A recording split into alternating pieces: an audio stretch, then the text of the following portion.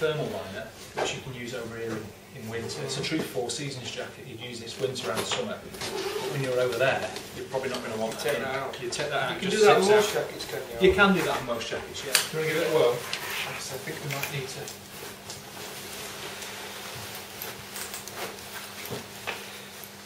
How's it feeling? Looks good. That's not far off actually, is it? Zip it up. Spot on. Snug. You want to use it for standard riding and what have you. Yeah. You'll be able to use it right the way through winter.